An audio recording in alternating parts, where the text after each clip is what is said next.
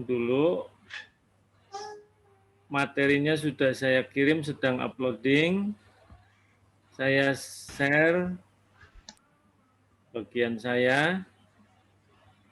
Ya, judul kuliah ini adalah perbandingan pemerintahan daerah di negara federal dan negara kesatuan karena ada kaitannya dengan asimetrisitas, maka disambung dengan desentralisasi asimetrik. Setelah mohon di-mute. Mohon di-mute. Oke. Setelah minggu lalu bicara kota ya dan pemekaran. Bicara desentralisasi menurut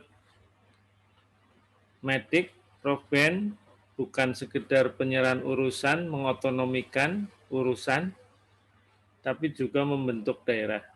Membentuk daerah dikenal di Indonesia dengan pemekaran, sudah dikupas minggu lalu. Pemekaran kalau dalam konteks perkembangan di berbagai negara maju biasa terjadi di kota. Jadi materi pemekaran di kelas ini disambungkan dari pembahasan tentang kota. Mohon dibaca, masuk dalam kisi ujian, open book, yang ditanya pemikiran Anda, silakan dirujuk, tapi ada pemikiran Anda, tidak copy paste, tidak mindahin karya orang, dilarang kerjasama. Jadi dibaca juga. Oke, sekarang hari ini saya sudah jelaskan judulnya. Saya katakan mengawali pembicaraan mengenai desentralisasi tidak lepas dari materi pembagian kekuasaan EDP dan CDP di pertemuan 2, ya, pertemuan 2 yang dirujuk berdasarkan karyanya Arthur Mas, ya. Nah, Arthur Mas merujuk banyak pakar mengenai pembagian kekuasaan. Pada saat membahas EDP, dia nyinggung-nyinggung tentang perkembangan tumbuhnya negara bangsa, ya. Jadi pada saat sebelum ada negara bangsa dikenal polis di Yunani, kita tahu ya, Anda baca dari buku sejarah dunia barangkali atau PPKN kalau anak SMA, ya, atau politik ya, yang belajar pemerintahan pasti kenal. Pada saat masih polis dicatat oleh Plato, dirujuk ahli filsafat, terus ahli politik sekarang. Nggak ada EDP, nggak ada areal division of power karena negara kota. Nah, begitu muncul negara bangsa yang diinspirasi oleh Alexander the Great ketika membangun Makedonia, baru dikenal EDP, ya, banyak George Jelinek, ya, semua itu Plato gitu, ditinggalkan masa polis Yunani gitu, cuma terinspirasi pengembangan CDP-nya juga dari masa polis Yunani, tulisannya Plato dan banyak pakar filosof juga. Nah, di saat Alexander the Great membangun Makedonia baru dikenal ADP, Areal Division of Power. Negara bangsa kekinian paling tidak 3 bentuk, ya. Catatan statistiknya banyak negara kesatuan, saudara semua. Saya sudah ngomong pada saat ditanya ya, ditanya oleh kawan Anda di kelas ini. Ada 2 yang utama, federal dan kesatuan. Negara bangsa sekarang ini, yang utama federal, kalau enggak kesatuan.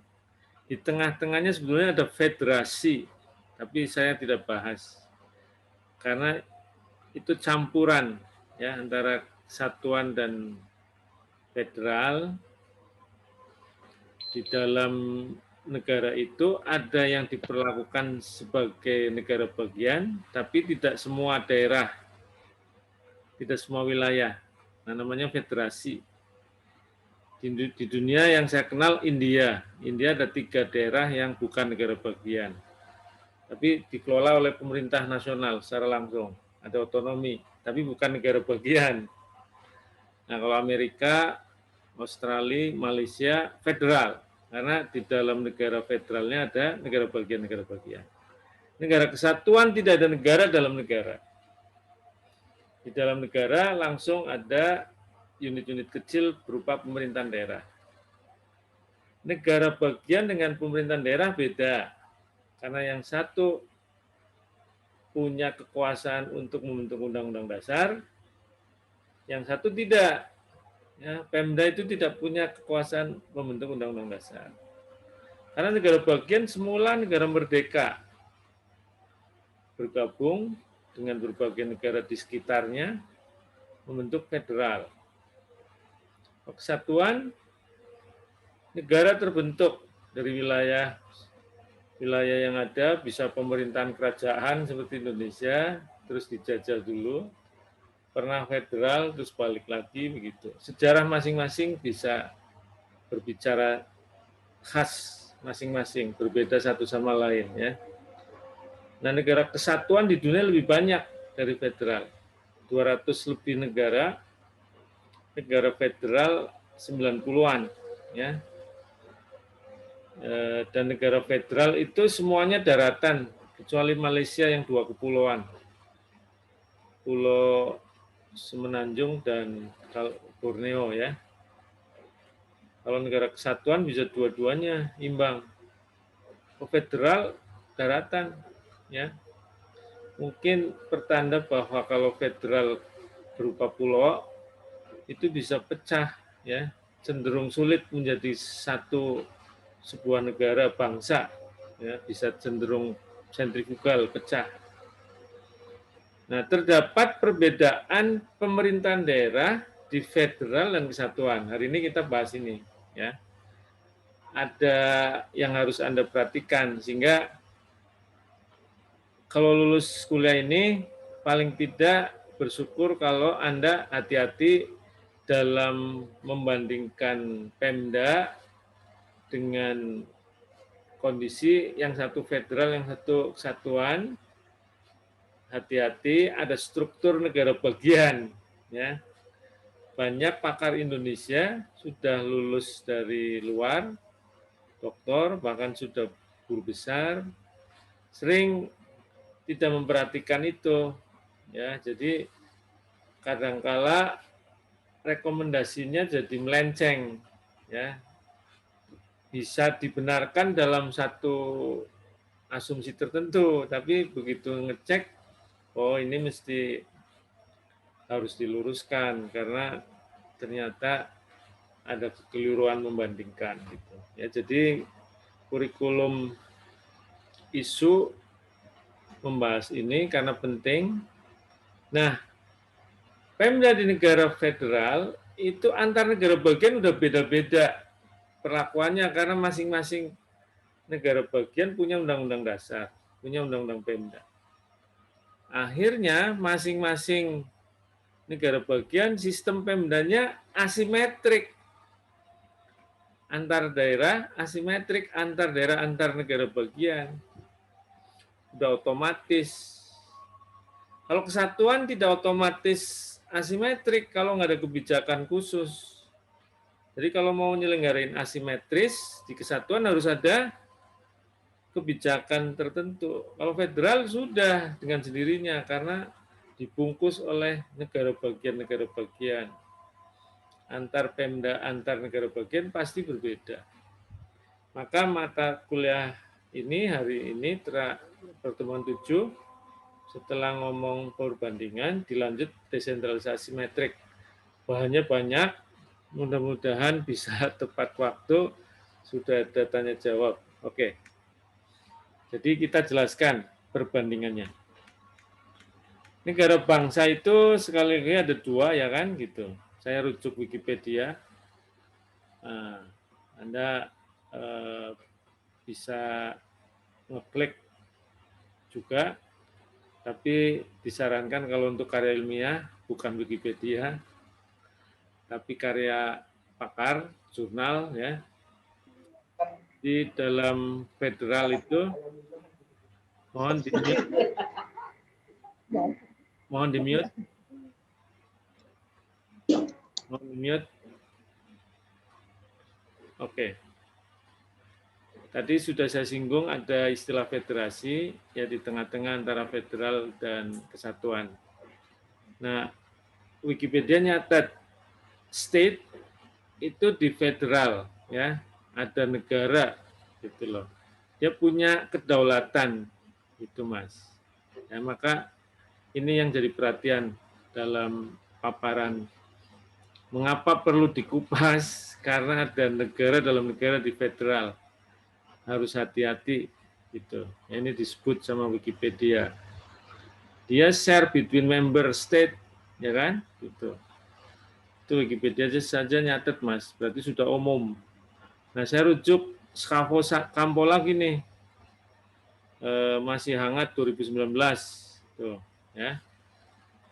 Di bawah pemerintahan nasional atau pusat, semua negara itu ada pemerintah subnasional.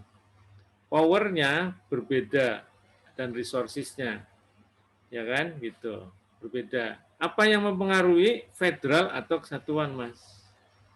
Jadi, the power of subnational government depend mainly on whether the country is a federal or unitary. Ya kan, gitu loh.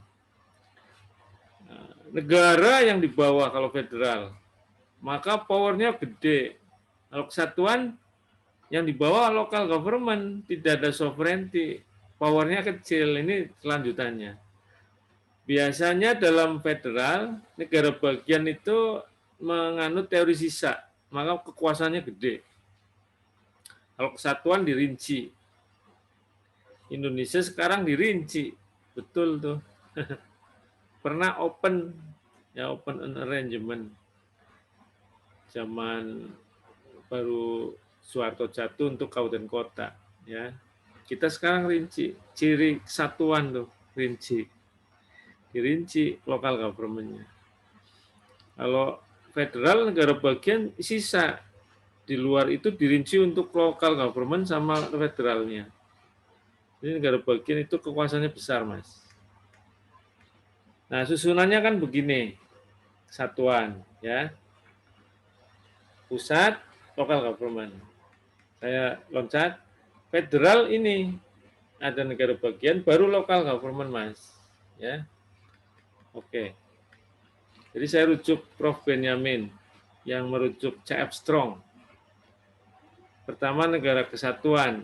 Negara kesatuan itu secara konstitusi single unit, ya, satu undang-undang dasar. Jadi begitu bentuk negara, mestinya nggak ditanyain lagi eksistensi negara, Mas. Kalau bangsa Indonesia, elitnya masih nanyain eksistensi bangsa, berarti belum kokoh undang-undang dasar. Ya, mudah-mudahan sih ditanyain Indonesia ya. Memang sih ngeri juga yang ditanya ideologi beberapa diskusi. Tapi di bawah ideologi ada soal politik yang soalnya adalah keterlibatan. Yang paling dasar kalau eksistensi negara di atasnya. Berimpit dengan ideologi ya sering. Karena negara kesatuan jadi ideologis juga ya. Ideologis buat tentara ideologis. NKRI adalah harga mati, itu ideologi, Mas. Sudah ideologis ya. Kalau geser federal kan nggak main-main itu ya, walaupun tetap Indonesia. Indonesianya nggak hilang kok. Ngeri tapi, Mas. risikonya, ya. Risikonya itu berdarah, hilang nyawa, harta, kan gitu loh. Catatan Daniel Elazar, sejarawan, politik, administrasi publik lah, ya, dia tata negara juga saya kira pas buat Profesor Elazar ini yang menyelidiki federalisme di dunia. Nggak ada pindah-pindah bentuk negara itu tidak berdarah-darah. Nah, di kesatuan ingat konstitusinya satu, saya single unit sebetulnya. Kalau ada otonomi itu untuk kebebasan di dalam ruang eksekutif pemerintahan gitu. Ya, enggak negara dalam negara, bukan kedaulatan. Kalau federal lebih besar. Ini enggak, ya, kecil itu otonomi itu. Ruangnya terbatas, lebih terbatas daripada negara bagian. Ya kan? Gitu. The political power of government is such that may well be transferred to, bisa ditransfer ke lower level dalam negara kesatuan tuh. Makanya ada otonomi daerah. Ya, governor and mayor kan default government. Inilah devolusi, desentralisasi. Hasil dari devolusi ada local government, ya. Tetapi bisa jadi ditarik lagi otonomi, Mas, Mbak. Bisa. Buktinya Pak Jokowi narik lagi otonomi. Federal dari kekuasaan yang ada di negara bagian, apa ada yang diambil? Nggak ada. Harus ada rembukan bersama, ya, seluruhnya gitu, rembuk dengan equal kedudukannya, kesetaraan. Ketika mau merubah Undang-Undang Dasar Federal, negara bagian mau dikurangi kekuasaannya, kalau ini di tingkat nasional, undang-undang perpu bisa presiden narik, ya, kalau kesatuan itu. Ya, asal ada evaluasi begitu, ya, tapi ya memang kalau nggak ada evaluasi jadi cenderung otoriter. Maka kritiknya sering mudah di negara kesatuan itu otoritarianisme. Myanmar pakai militeristik, ya kan, pakai kudeta militer. Nah, Strong menegaskan esensi negara kesatuan tuh. Sovereignty is undivided, Mas. Kedaulatan tidak dibagi-bagi di negara kesatuan. Jadi sebetulnya kalau pilkada langsung, ya, Mas, Mbak, lulus kelas ini, pilkada langsung dipertahankan, iya, oke, saya nggak mempermasalahkan. Tapi alasannya adalah kedaulatan rakyat itu sebetulnya kalau diskusi serius diajak yang ngomong begitu itu mestinya harus paham bahwa yang lurus kalau otonomi pilkada langsung itu adalah alasan acceptability-nya kepala daerah oleh masyarakat lokal, bukan gara-gara masyarakat lokal itu punya kedaulatan. Kedaulatannya masyarakat di negara kesatuan Indonesia itu nasional. Maka kalau pilpres, pileg, iya boleh. Nah, kan gitu, pilpres. Pileg terutama. Kalau pilpres, Pancasila sila keempat masih ada sebagian ahli hukum, kita sebaiknya melalui DPR, MPR, ya kan. Keadilan sosial, kerakyatan yang dipimpin oleh hikmat, kebijaksanaan dalam permasalahan, perwakilan, Mas, bukan langsung, ya, gitu. Wah, pilkada langsung apalagi pilpres saja ada yang nanyain. Ya, pilkada langsung juga ditanya sila keempat itu. Tapi kalau pileg, karena memang untuk milih wakil rakyat, gitu. Itu tidak ditanyakan di dalam sila keempatnya kita, ya. Ya sudah, kita suka pilpres dan suka pilkada langsung, Mas, Mbak. Yang ngomong pakai kedaulatan juga sudah tidak disalahkan lagi, tidak ada diskusi.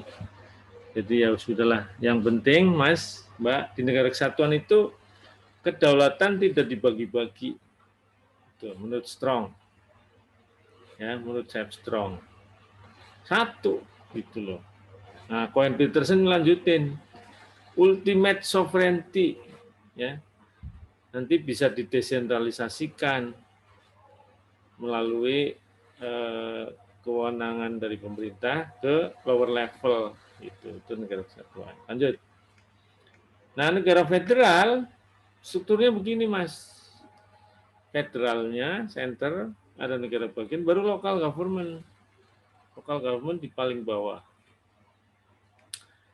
Dirujuk lagi Prof. Ben, ya.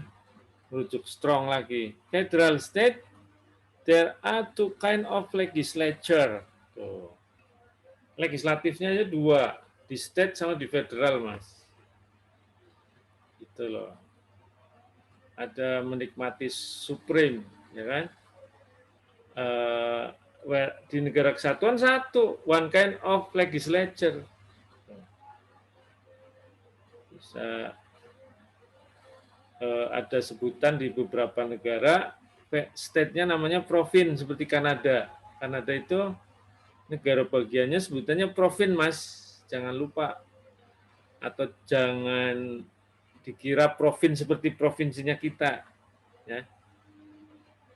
Federal Kanada namanya province. Maka wajar ya, beberapa kawan yang belajar ke luar negeri dikira Pemda juga karena namanya province. Ya, province di Kanada. Itu loh. Ya. Jadi ada dua legislatif. Mereka bisa bikin undang-undang. Negara bagian bisa bikin undang-undang, federalnya bisa. Kalau kesatuan enggak, di bawah nggak bisa bikin undang-undang, bisanya bikin perda, by law, bukan bikin law, tapi by law. Ya, baik negara federal maupun negara bagiannya memiliki power konstituang tuh, bahkan bisa bikin undang-undang dasar, Mas. Bukan undang-undang doang, undang-undang dasar. Tuh, Cronenberg, power konstituang, kekuasaan membentuk undang-undang dasar dan undang-undang. Pemda apa bisa bikin undang-undang dasar? Ya undang-undang aja nggak bisa, apalagi undang-undang dasar. Ya hanya by law, Mas. By law itu nggak punya sanksi pidana. Ya, by law perda. Adanya sanksi administratif. Jadi di kekuasaan apapun yang dimiliki pemerintah subnasional di negara kesatuan bergantung pemerintah pusat.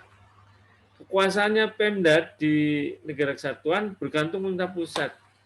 Sedangkan di federal, Pemdanya ke negara bagian nggak bergantung. Tadinya adalah negara merdeka, ya dia menikmati sovereignty juga. Begitu ada federalnya, dia juga sangat kokoh. Undang-undang dasarnya coba cek nanti. Anda ke yang Amerika, saya dapat yang Texas dari tahun 1800 apa, sudah amandemen sekali sampai hari ini. Pernah undang-undang dasar negara bagian ya, bukan yang federalnya. Federalnya itu udah sampai 27 kali, Mas. Amerika itu 27 kali dirubah gitu, Amerika. Ya, oke, lanjut.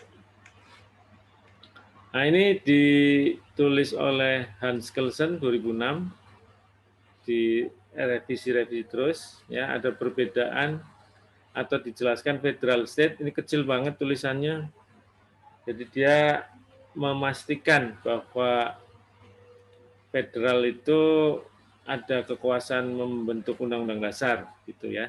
Beda dengan di negara kesatuan, tidak ada negara bagian di sana, adanya local government. Oke, nah saya rujuk Lidstrom 99. Lidstrom sekali menyelidiki di Eropa bisa menjelaskan dengan refleksi untuk negara kesatuan. Walaupun perlihatkan soal di negara federal. Ya. Nah, jadi Anda kalau ngomong state di negara federal, karena mau ngomonginnya local government, ini judulnya local government system. Maka Jika state itu bandingannya negara kesatuan adalah pusatnya. Pusat, pemerintah pusat. Nah, jadi dibuat tabel kolom pertama kriteria Pemdanya. Lalu kolom 2 itu dipecah jadi 2. Kolom 2 itu dual dependency of local government. Ada state sama masyarakat. Ya, dual dependency. Ketergantungan yang mendua, apakah ke negara bagian atau ke soal kewarganya. Maka bisa muncul menyelidiki Pemda itu, mengenali Pemda di Eropa, 4 kriteria, Mas. Teritorinya, ya, teritori itu wilayah, garis batas. Apa peran negara bagian, state? Apa peran masyarakat? Apa kedudukan masyarakat? Ya. Nah, jawabannya itu di kolomnya. State dalam soal garis batas Pemda, Mas, itu ngatur patoknya di mana. Nah, kalau patok di negara kesatuan, pusat. Makanya ada dirjen yang ngurusi itu di Kementerian Dalam Negeri. Kalau di negara federal, state. Kemudian apa kedudukan masyarakat dalam soal garis batas? Dia jadi anggota. Anda punya KTP karena ada garis batas masuk di situ. Gitu loh, Mas, ya. Dia jadi member Pemda sesuai otoritasnya. Maka dilayani, mendapat hak begitu, ya. Lalu kedua, kata Lidstrom untuk mengenali Pemda di Eropa, amount itu amount, ya. Execute a certain amount of self-government or autonomy. Menentukan, siapa yang menentukan ruang otonomi, seberapa besar kekuasaannya. Di negara kesatuan, pusat, undang-undang kan, undang-undang Pemda. Di negara federal, state-nya, set limit to autonomy. Peran negara bagian, set limit to autonomy. Kalau di negara kesatuan, pemerintah pusat. Lalu akhirnya apa berdampak ke masyarakatnya? Dia bisa soal karena terkait wewenang otonomi, ya untuk layanan publik, ya layanan layanan Pemda. Warga dapat tuntutan, dapat hak untuk nuntut layanan dari seberapa besar yang diotonomikan ke Pemdanya. Oh, ternyata ngurusi jalan selokan ini diurus Pemda, saya harus nuntut, ini selokan saya rusak. Nah, misalnya SD, ya kan? Apalah taman kota, gitu, Mas. Jangan taman kota, Anda nuntutnya Mas Menteri, Mas Menteri. Larinya ke Jakarta, padahal itu udah diotonomikan, gitu loh, ya kan? Itu loh, Mas, maksudnya itu nomor 2. Mirip nomor 3, ya kan? Kekuasaan atas masyarakat. Di negara kesatuan tentu kan undang-undang kan menentukan Pemdanya seberapa besar otoritatifnya ke masyarakat, ya kan? Kalau di negara federal, state-nya. Masyarakat subjeknya jadinya. Gitu loh. Nah, soal pemilihan directly elected decision maker and or municipal assembly. Jadi kaitannya dengan pengisian anggota DPRD sama yang mengambil keputusan. Nah, di negara kesatuan pemerintah pusat ada undang-undang Pemda, regulate the procedure of decision making. Jadi mengatur bagaimana perda diambil, siapa yang ambil, prosesnya bagaimana. Di undang-undang Pemda ada, Mas. Di negara federal, state-nya ada undang-undang Pemda di setiap negara bagian. Nah, warga ngapain? Ya pilkada itu sama pileg dan berpartisipasi dalam proses pengambilan keputusan siapa tuh diajak, ya. Jadi Lidstrom ceritakan, menjelaskan Pemda di Eropa sembari bisa ngomong kalau di federal itu state, kalau di kesatuan itu negaranya, pemerintah pusat. Nah ya, jadi diulang lagi, Cronenberg, Mas, lulus dari kelas ini, Anda harus kuat, jangan sampai goyah, bahwa satu negara itu hitam putih. Satu negara, Anda ngecek Malaysia, ngecek negara X, bukan negara gerombolan ya, X, Y, tertentu, pasti hitam putih. Apakah federal, apakah kesatuan, atau federasi yang nggak saya jelaskan. Karena saya pilih yang dua ekstrim. Itu pilihan. Kalau nggak kesatuan ya federal atau federasi pasti, ya. Nggak bisa apa namanya ambigu. Pemdanya kayak negara bagian. Negara bagiannya diperlakukan kayak Pemda, begitu nggak bisa, Mas. Pilihan gitu.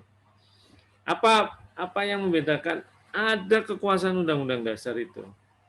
Negara bagian memiliki kekuasaan untuk undang-undang dasar. Papua Konstituang. Sedangkan daerah otonom dalam negara federal maupun dalam negara kesatuan tidak memiliki itu, ya. Dalam negara federal, daerah otonom diatur dalam setiap undang-undang dasar negara bagiannya. Sedangkan dalam negara kesatuan diatur dalam satu buah saja undang-undang dasar negara kesatuan tersebut. Nanti ada undang-undang Pemda, ya. Jadi di negara federal undang-undang Pemdanya banyak. Setiap negara bagian punya, Mas. Kalau di Indonesia undang-undang Pemdanya cuma satu, ya kan? Gitu. Oke, ini contoh, Mas, tuh Texas. Texas tahun 1876 itu pernah amandemen sekali nih. Habis ini sampai hari ini nggak pernah dirubah. Di konstitusi Texas muncul ada local government, tuh Mas, ada municipal, tuh. Ya, municipal. Ini ada local government. Kalau Anda baca di Undang-Undang Federal AS sampai amandemen ke-27 tidak disebut Pemda, tidak ada. Adanya state sama federalnya. Tiap kali amandemen ada tambahan wewenang ke pusat, ke federalnya. Soal Pemda tidak disebut dalam konstitusi karena domain state. Disebut dalam konstitusi state, contohnya Texas. Ini saya kasih Texas, Mas. Texas. Nah, oke, lanjut. Ini California, Mas. Tuh, California. Ada Pemda, tuh, Local Government Chapter 11.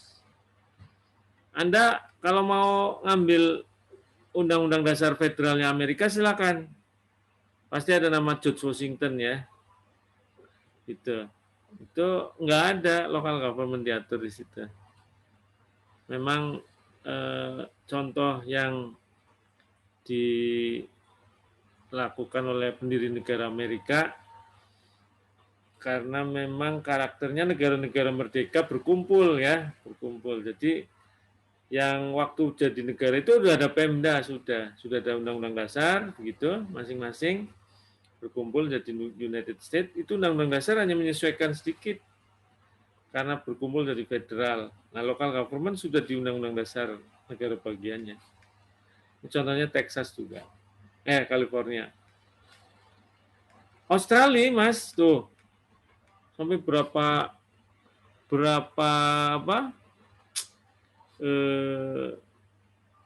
Bagian gitu, ya.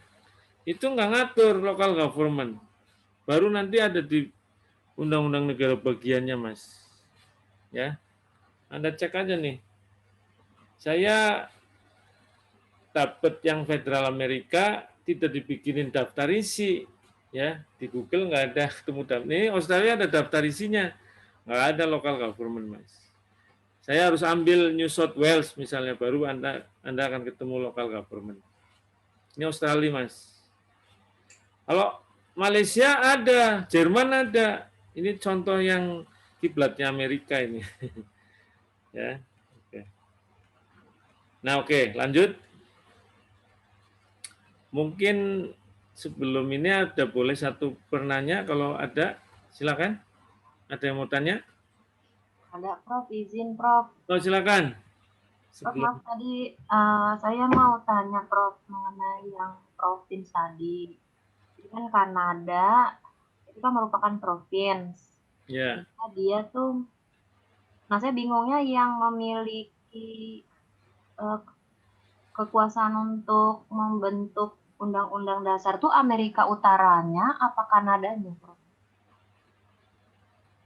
Amerika Utara itu bagian dari negara Amerika yang Anda maksud. Jadi kan Kanada itu kan provinsi yang terletak di Amerika Utara ya. Nah, Kanada itu negara sendiri federal. Oh, negara Dia ada, Anda kenal Quebec yang mau misah? Queenstown, iya, Quebec itu salah satu provinsi di Kanada. iya. Dia dikasih federal asimetrik akhirnya. Dia mau misah, Undang-Undang Dasar Federal Kanada bilang sama Amerika juga mirip, kalau ada negara bagian yang mau misahin diri, itu referendumnya seluruh Kanada, bukan orang Quebec saja. Seluruh Kanada nggak rela Quebec melepas, udah nggak jadi. Jadi seluruh provinsi di Kanada itu ada undang-undang dasar. Lalu Kanadanya sendiri ada undang-undang dasar federalnya. Amerika ada undang-undang dasar federal. California, Texas, semua ada undang-undang dasar. Tapi undang-undang dasar negara bagian. Nah, negara bagian di Kanada namanya Provin. Anda jangan terjebak. Itu bukan provinsi yang kayak kita. Kita provinsi lokal government. Diceknya apakah dia punya kekuasaan undang-undang dasar. Kita nggak punya, jelas lokal government kita, bagian dari negara kesatuan. Dicek Undang-Undang Dasar Indonesia kesatuan, di pasal sekian ada. Ya. Amerika jelas United States, gitu, federal. Gitu Mbak ya. Oke, satu saja saya lanjutkan. Terima kasih. Prof, Siapa nih?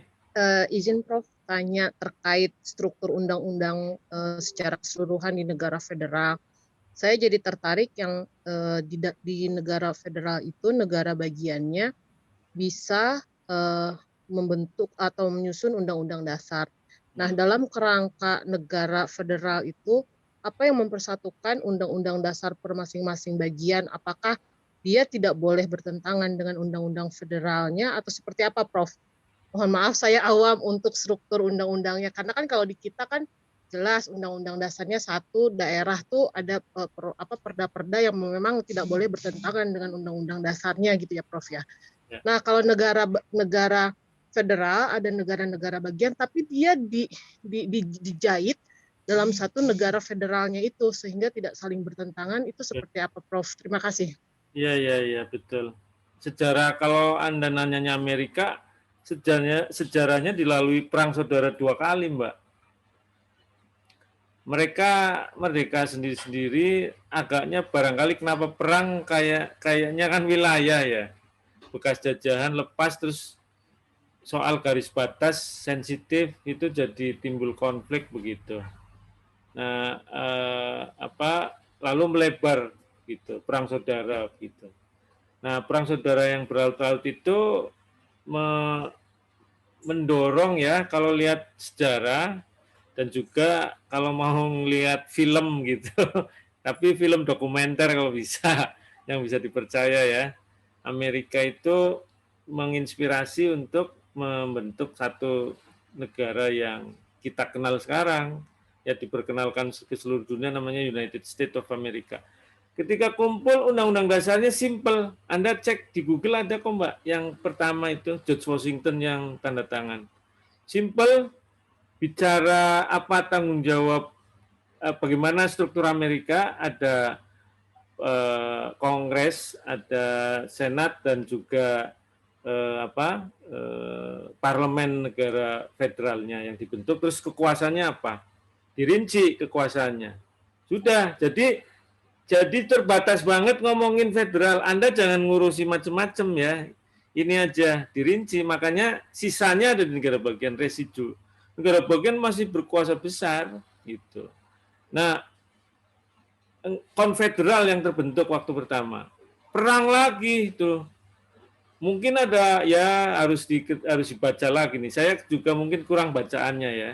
Harus tambah lagi. Detailnya kan pasti akan ada cerita yang unik kan. Nah, dilalui perang saudara ketemu lagi jadi federal. Jadi perbaikan undang-undang dasar konfederalnya. Ujungnya ke situ pasti. Konflik antar negara bagian, terus kan berarti ini tetap negara apa enggak nih? Nah, ujungnya kan undang-undang dasar. Undang-undang dasarnya diperbaiki jadi federal. Tambahin lagi kekuasaannya tuh supaya bisa mungkin lebih otoritatif. Ya, kalau hukum bilangnya begini, konfederal itu tidak bisa nyuruh warga Amerika langsung, yang bisa nyuruh negara bagian. Nah, begitu jadi federal, Barack Obama dan selanjutnya sampai hari ini Joe Biden itu bisa nyuruh warga Amerika tanpa harus melalui negara bagian, karena ada hak yang sudah disepakati di dalam Undang-Undang Dasar. Jadi makin kuat gitu federalnya setelah jadi federal. 27 kali Mas, Mbak, amandemen Amerika itu sampai hari ini sudah ke-27, tambah terus tuh kekuasaan federal. Enggak berkurang dari amandemen 2, 3 sampai yang ke-27 terakhir itu ada penambahan wewenang. Makanya soal ekonomi juga dimasuki, dikerjakan oleh pemerintah federal, dan bahkan besar perannya pemerintah federal ke bidang-bidang tertentu ya, sampai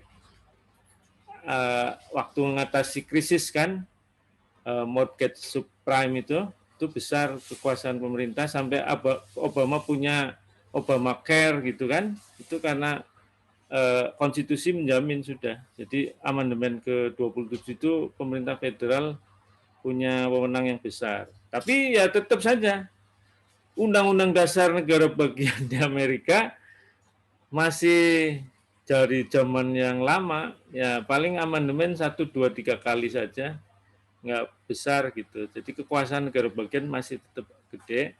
Nah, kalau ditanya sinkronisasi ketika berjumpa dong wakil-wakil negara bagian di Senat maupun di Kongres berbicara tentang amandemen, bahkan nanti begitu dikeluarkan undang-undang federalnya kan berarti ngikutin hasil amandemen. Jadi pasti nggak tabrakan.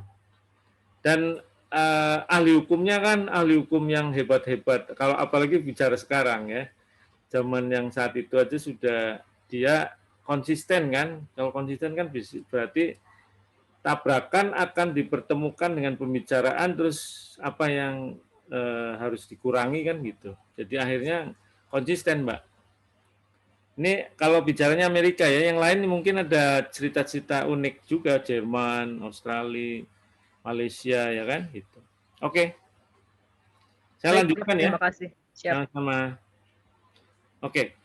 Jadi implikasi strukturalnya Mas, Mbak, negara federal Anda harus perhatikan, federal berarti EDP-nya kompleks daripada negara kesatuan, lebih kompleks karena ada negara bagian. Kalau negara kesatuan lokal government top, kompleks tapi tidak lebih kompleks, ya. Rumit negara bagian itu, federal itu.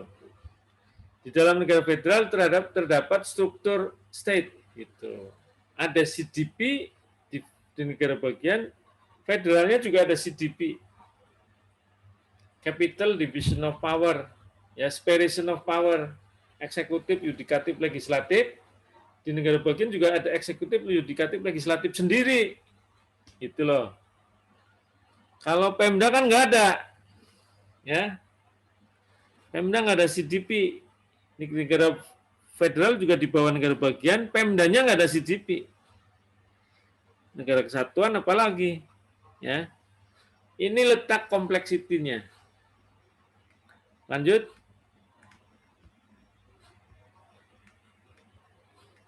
Lembaga legislatif negara bagian juga berhak merumuskan undang-undang sendiri. Karena negara bagian juga memiliki kekuasaan merumuskan undang-undang dasar. Ada undang-undang dasarnya masing-masing. Ya. Di samping itu tercipta struktur daerah otonom di bawahnya. Wah, tambah rumit. Sudah ada negara bagian yang ada CDP, timbul di bawahnya ada local government gitu. Dua pola. Ya, kalau kiblatnya Amerika, konstitusi federalnya tidak ngatur, ya diserahkan sepenuhnya ke state, seperti Australia juga. Yang lain kiblat Kanada, sama kayak Jerman, Malaysia, itu konstitusi federalnya nyebut, Mas, sehingga ada peran federal ke local government-nya. Di negara seperti ini konstitusi state-nya merinci kembali. Nah, federal ada, terus dirinci lagi di konstitusi state-nya. Kalau Amerika, konstitusi federalnya nggak nyebut Pemda, nggak. Serahin ke state. Australia sama tadi, Anda cek, saya kasih. Anda boleh cek ke Google, silakan. Nah, di negara kesatuan, kompleks, tapi lebih sederhana. Gitu, ya. Tidak ada negara dalam negara. Hanya daerah otonom. Ya, bisa satu tingkat, bisa ke Indonesia 2 tingkat. Makin banyak tingkat, makin kompleks. Indonesia ada desa, makin kompleks. Dalam negara kesatuan tersebut secara otomatis CDP terjadi hanya di tingkat nasional. Negara kesatuan CDP-nya hanya tingkat nasional. CDP apa? Capital Division of Power. Hanya di tingkat nasional. Di Pemda nggak ada. Tidak terjadi CDP. Pemda nggak punya legislatif, nggak punya yudikatif sendiri, nggak punya. Hanya ada pemerintahan daerah yang ngerjain urusan pusat bidang eksekutif yang diserahkan ke daerah, didesentralisasikan. Ya. Pola ini terdapat pula bagi daerah otonom dalam negara bagian. Nah, Pemda di dalam negara bagian di federal juga nggak ada CDP, ya. Jadi saya balik yang struktur, Mas, supaya ingat-ingat. Maaf, gambarnya nih. Nah, ini Pemdanya di sini. Ini nggak ada CDP. Yang ada CDP di sini dan di sini.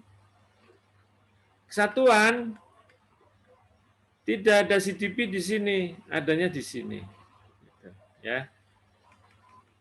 Lanjut ke depan tadi. Hanya lihat strukturnya supaya jelas.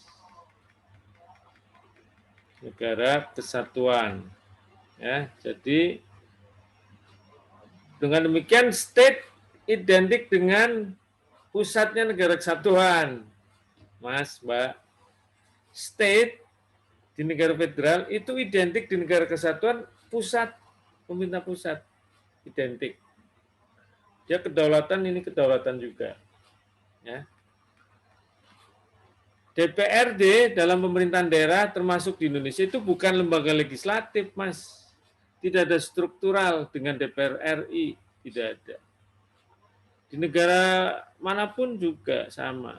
Nggak ada hubungan struktural, tidak ada. Tidak ada pelimpahan wewenang dari DPR RI, tidak ada.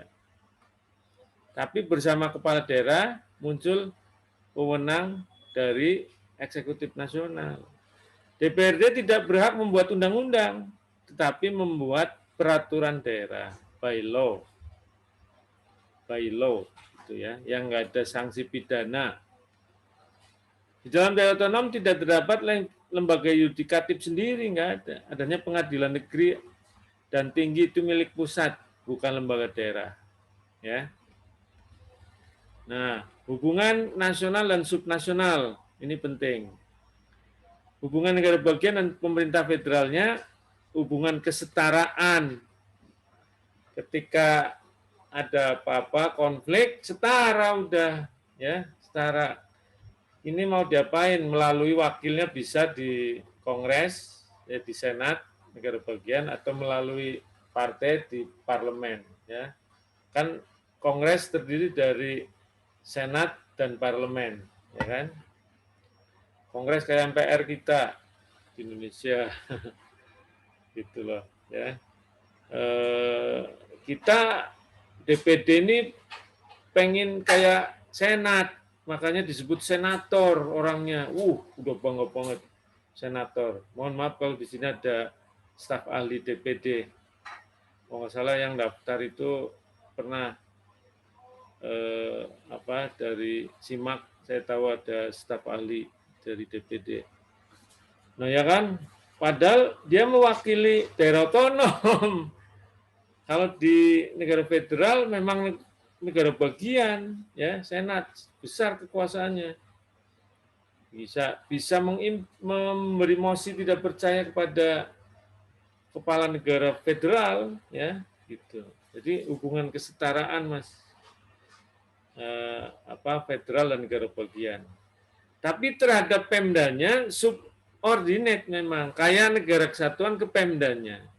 Gitu. Hubungan pusat dan daerah otonom di negara kesatuan setara dengan hubungan negara bagian dan daerah otonom dalam negara bagian di negara federal. Ya, gitu loh. Ini yang paling penting, Mas.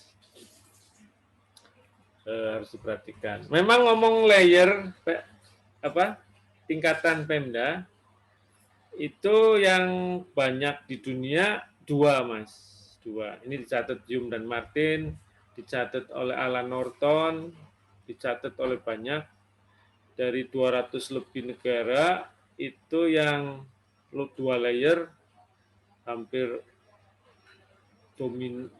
dominan hampir 180-an lah gitu ya. 150 ke atas gitu. Yang 3 layer 20 sampai 30-an apa ya. Satu layer bisa dihitung jari ya. Kan itu total 200-an negara kan. 2 layer, Mas, kayak Indonesia, provinsi, kabupaten, kota. Kita desa dikuatkan. Semula informal gitu ya, otonomi kaki. Sekarang mulai undang-undang desa mirip-mirip tingkat 3 ya, jadi panjang. Mirip-mirip. Ya sebetulnya kan memang iya ya, kalau faktanya kan ada pengaturan tersendiri menjadi berperan dalam tata kelola negara kan gitu. Ya tapi tidak masuk di Undang-Undang Dasar. Catatannya kan Undang-Undang Dasar Pemda itu ya. Nah kalau di Indonesia di Undang-Undang Dasar hanya 2 provinsi, kabupaten, kota. Gitu ya. Ada intermediat istilahnya medik ya. Ini yang rujuk Hume dan Martin. Tulisannya Henry Madik. Intermediate unit ini yang kalau di Indonesia provinsi. Ada basic unit kabupaten, kota. Seringkali muncul desa, di Filipina ada Barangays. Ya, Anda silakan neliti desa, nanti bisa dilanjutkan kalau ke luar negeri, ke Filipina, S3 gitu, neliti Barangays. Ya. Lalu di Inggris ada Perais. Perais itu desa, Mas. Di Turki Mahalle. Nah, Anda mau neliti Mahalle di Turki, silakan. Di Indonesia desa, ya desa. Gitu loh. Bahkan di Indonesia ada kecamatan tanpa otonomi, dia perangkat juga kayak struktur, Mas. Di Undang-Undang 157 dan 2248 itu pernah mau jadi tingkat 3. Tingkat 3 itu di kecamatan. Otonomi tingkat 3 disebut dalam undang-undang. Bukan undang-undang dasar ya, undang-undang. Kalau undang-undang dasar kan daerah besar dan daerah kecil. Kan yang Indonesia dibagi provinsi, provinsi dibagi kabupaten kota itu setelah amandemen. Sebelum amandemen kan bunyi pasal 18, daerah-daerah di negara Kesatuan Republik Indonesia terdiri atas daerah besar dan daerah kecil. Sehingga undang-undang sebelum reform itu ada yang sempat membuat tingkatan otonomi itu sampai 3. Boleh nggak Pak? Kan di undang-undang dasarnya daerah besar dan daerah kecil. daerah kecilnya diterjemahkan 2 tingkat, gitu. Daerah tingkat 2 dan daerah tingkat 3. Sampai undang-undang dicabut, kecamatan belum sempat otonom, ya. Tapi terpelihara sampai hari ini. Sekarang hidup tidak, mati pun tidak. Dikuatin sama Pak Menteri Dalam Negeri katanya sekarang, sama Menteri Desa, buat ngordinir desa. Permendagri tentang kecamatan banyak, ada tentang paten gitu Mas. Paten di kecamatan, ada yang nolak, ya nggak mau. Kecamatannya cuma sedikit, daerahnya kecil, mendingan ke pusat pemerintahan katanya. Paten nggak jalan, ya.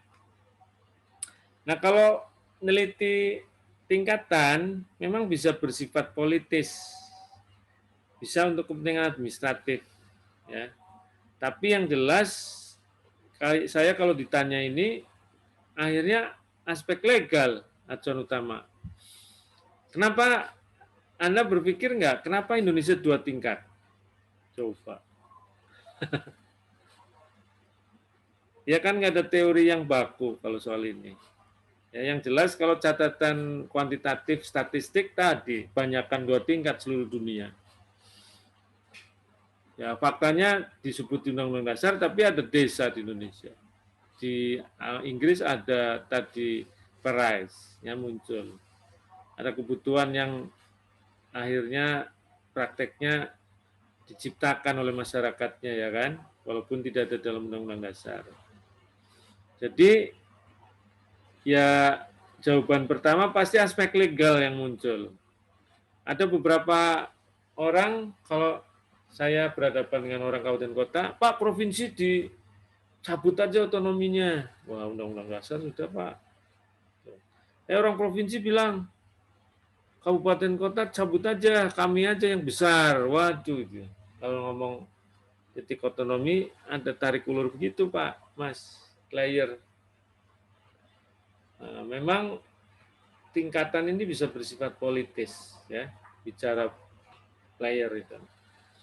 Bahkan bisa jadi alat kekuasaan, alat kepentingan ekonomi politik kan, sampai bawah apa enggak, nyambung enggak, efisien enggak, gitu kalau administrasi itu. Ya, span of control-nya efektif enggak. Nah, tapi akhirnya undang-undang, ya, yang jadi jawaban. Karena Undang-Undang Dasar. Lanjut. Ini ada tulisan Y4, ya saya nggak perlu jelaskan. Bukunya harus baca sendiri ini, ya satu pertemuan sendiri panjang lebar ini. Tapi di dunia kata dia sistem utama yang nggak nyontek itu ada 4, Mas, kata Y4. Sistem Pemda itu sistemnya Soviet yang sekarang di Rusia, Prancis, Jerman, sama Inggris. Ini ada wakil pemerintah 3 ini. 3 ini ada wakil pemerintah, ini enggak ada. Ini prefektur sistem, ini functional system. Saya sudah jelaskan di Tekon, ya. Ini kenapa ada kotak, kolom, garis horizontal, lajur gitu. Ini di bukunya Y4 di-clear-kan, Mas. Harus saya jelaskan dulu ini kenapa ada kotak-kotak ini. Tapi yang perlu Anda tahu, di dunia kata Y4 itu yang lain nyontek aja karena jajahan. Dijajah Jerman kayak Jerman. Atau karena berhubungan baik dengan Jerman seperti Indonesia zaman Habibie ya dibawa ke Jerman. Dulu Soeharto, sisa-sisa Belanda masih oke kuat, ya mirip Prancis. Gitu ya, Prancis jajah Belanda, Belanda jajah Indonesia. Ya, ini kenapa ke atas kotaknya daripada Jerman? Ini ada ceritanya yang ini. Lalu Soviet di atas banget. Soviet itu satu partai, kepala daerahnya dari presiden sampai kepala daerah paling kecil semuanya partai komunis, Mas. Jadi orang daerah nggak bedanya dengan orang pusat, makanya paling di atas nih. Tingkat pengawasannya itu subordinate gitu. Ya makanya tempatin paling atas. Turun ke bawah, loose sedikit. Itu Prancis, vision hybrid.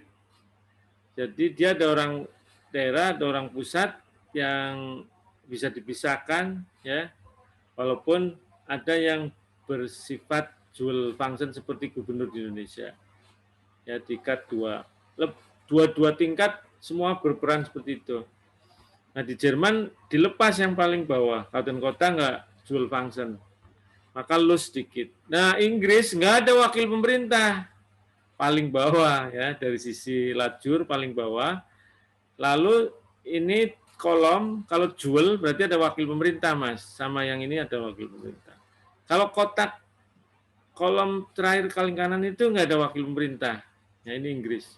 Jajahan Inggris, Amerika, seluruh dunia ngikut Inggris. Nggak ada wakil pemerintah. Ya Mas, gitu. Nah, U4 hebat bukunya.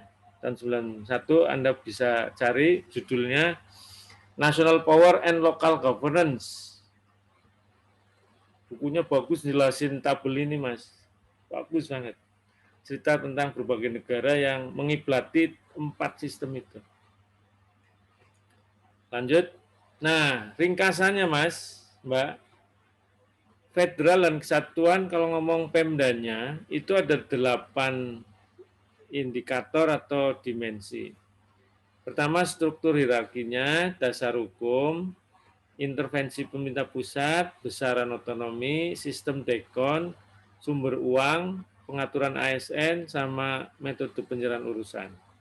Federal seperti apa, kesatuan seperti apa, sudah saya ringkas di sini. Anda bisa baca, sebetulnya sudah jelasin sebelumnya. Contoh, yang satu hierarki. Di federal, Pemda itu di bawah negara bagian, kalau kesatuan di bawah pemerintah pusat kan, gitu. Strukturnya, ya kan, gitu. Hukum dasar pembentukan negara bagian, ini negara kesatuan di Undang-Undang Negara Nasional, ya. Tingkat intervensi umumnya lemah, ya, umumnya lemah. Kalau ini umumnya kuat, ya, karena langsung kan, gitu. Jadi federal, apalagi yang Amerika, intervensi ke local government-nya kecil, negara bagiannya yang besar. Gitu. Bahkan bisa jadi nggak ada federalnya, ya, federalnya. Dan seterusnya, itu ada ringkasannya. Jadi dalam sebuah negara bangsa, Mas, pilihan menjadi federal atau kesatuan itu tegas. Tidak ada negara dalam negara, udah pasti kesatuan. Ini simpulan ini, ya. Lalu jika terdapat negara bagian, maka dipastikan tiap negara memiliki kekuasaan merumuskan undang-undang dasarnya. Dan berarti negara tersebut adalah negara federal dengan undang-undang dasarnya juga. Sebaliknya, jika tidak terdapat negara bagian, maka negara bangsa tersebut pasti kesatuan. Yang di dalamnya hanya terdapat satu undang-undang dasar, yakni undang-undang dasar negara kesatuan. Bisa ada beberapa tempat diperlakukan Pemda, diperlakukan negara bagian, maka federasi. Ini nggak saya jelaskan. Contohnya India, ya, India. Di dalam bukunya Daniel El-Azhar itu India. Nah, desentralisasi asimetrik antar daerah otomatis terjadi dalam negara federal. Sedangkan di kesatuan tidak sendiri, harus ada pengaturan lanjutan. Maka selanjutnya kita akan masuk ke desentralisasi asimetrik. Nah, sebelum ke situ silakan kalau ada tanya jawab. Ada pertanyaan?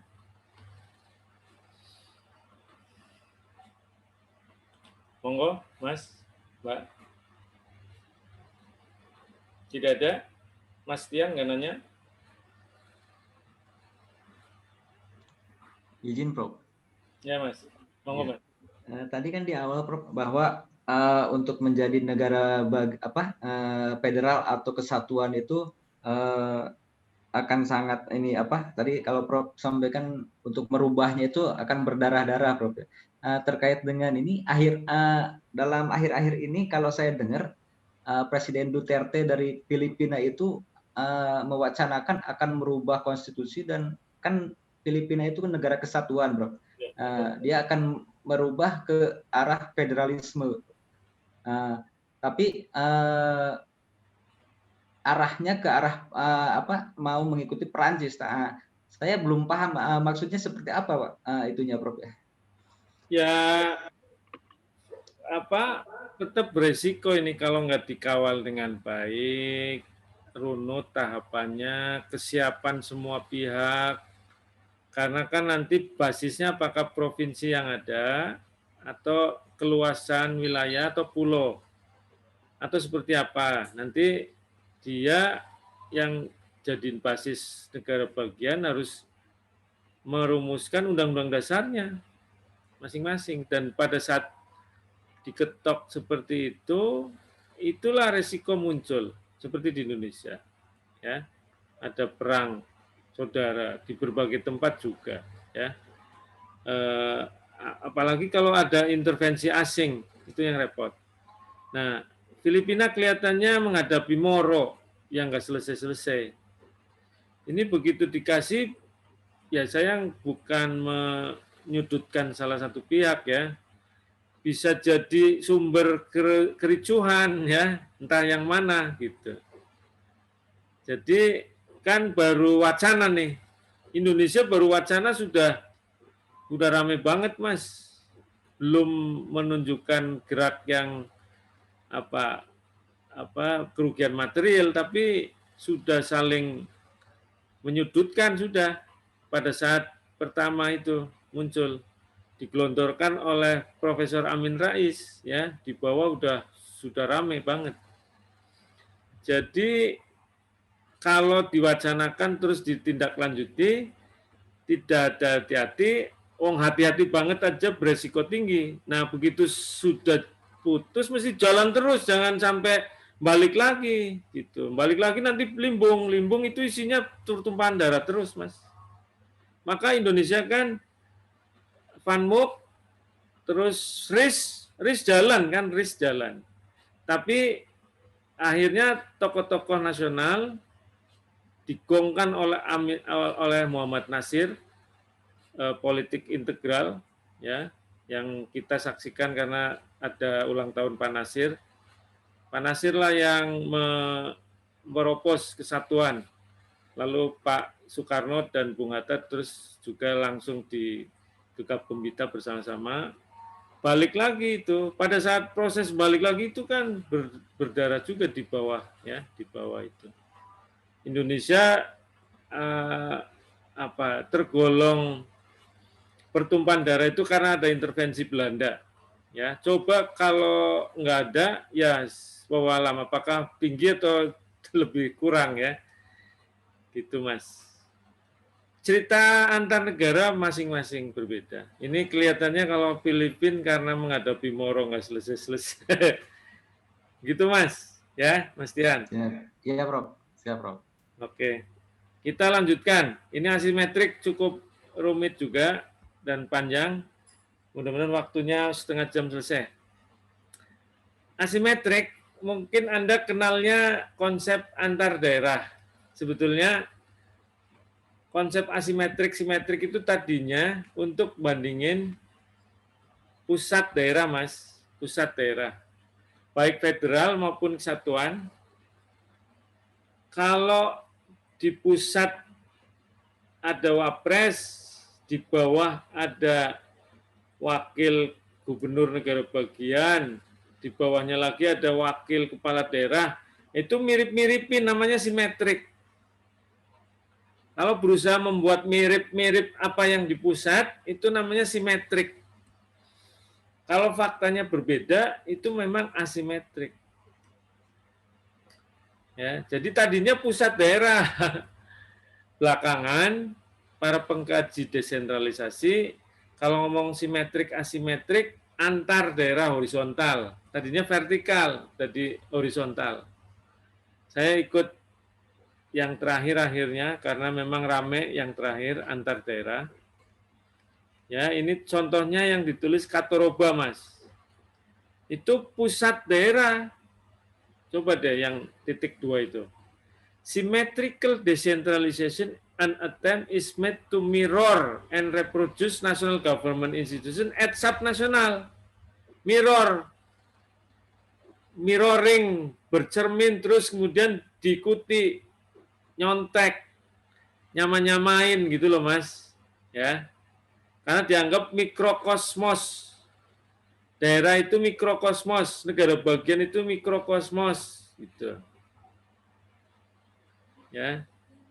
Nah, belakangan akhirnya jadi antar daerah. Nah, ini Pramusinto. Saya lewatkan tadi yang Katoroba, Bapak Ibu baca aja. Itu menjelaskan secara rinci asimetrik, simetrik itu pusat daerah.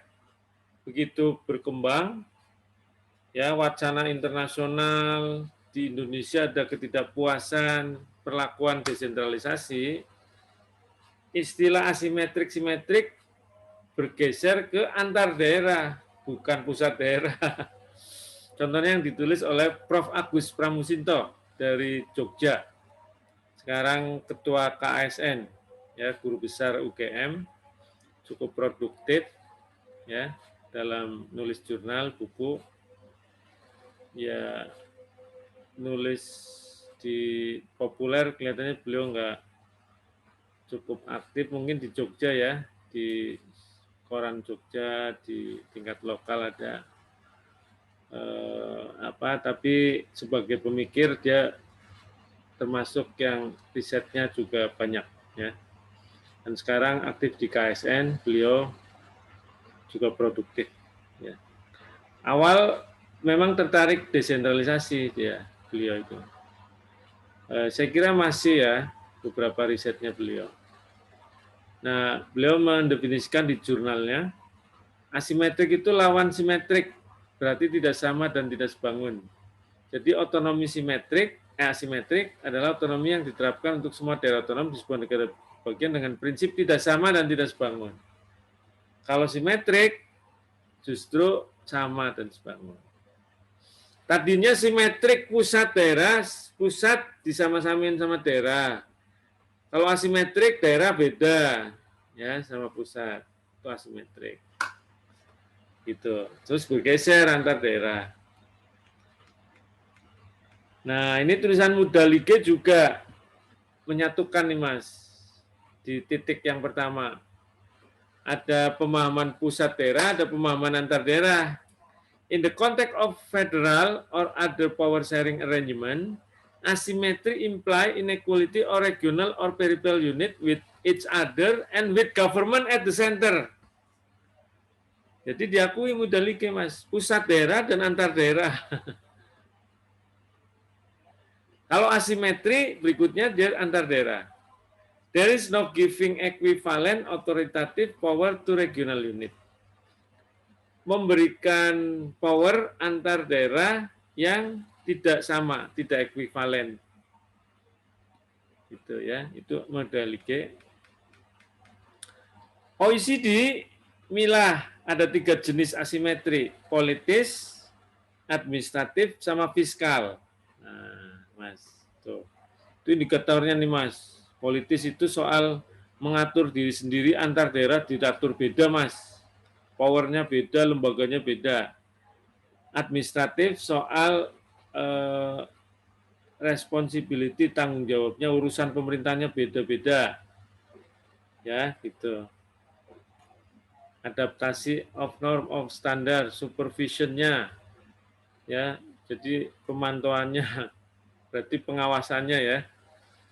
Kalau fiskal, soal uang, apakah kemampuan narik pajaknya, ya, alokasinya, ya, belanjanya nih, tuh, budget, access to borrowing, fiscal rule, special grant, dibedain antar daerah, katanya.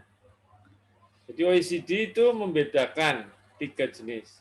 Asymmetric decentralization occur if government at the same subnational government level have different political, administrative, or fiscal powers. Jadi pakai 3 indikator Mas, politik, administrasi, sama fiskal menurut OECD. Nah ini politik, ya kan? Set rule that deviate from norm or average assignment. Set rule berbeda dari average-nya. rata-ratanya. Administrasi ini, ya kan, gitu. Kapasitas untuk dalam manajerialnya dibuat perbedaan supaya karakternya cocok dengan situasi lokal, gitu, ya. Fiskal tadi, spending, revenue, treatment in transfer.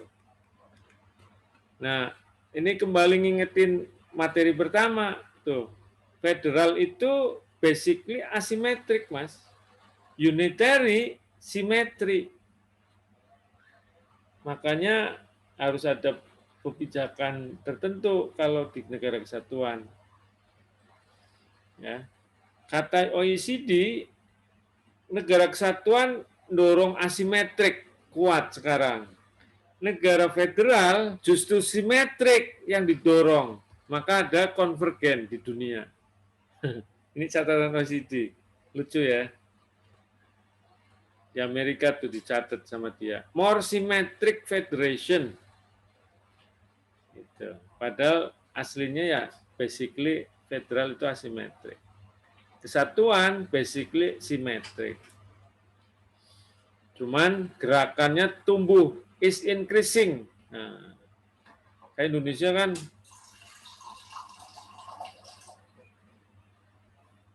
pengen terus tumbuh asimetrik, maaf.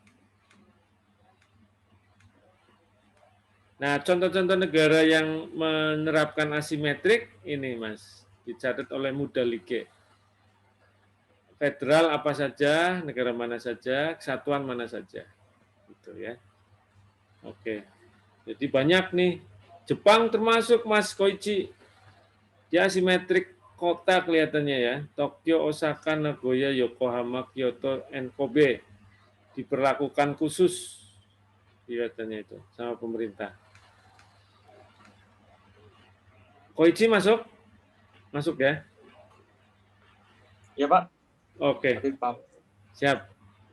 Jadi ada desentralisasi asimetrik di Jepang juga. Mengapa diaju? Ini Pak Jaweng. Karena ada pertimbangan keberaneka-ragaman, ya kata Jaweng. One size fit all itu nggak ada.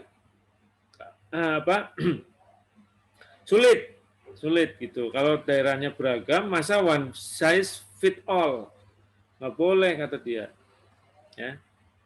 Harus menampung keberaneka-ragaman. Jadi didorong desentralisasi asimetrik.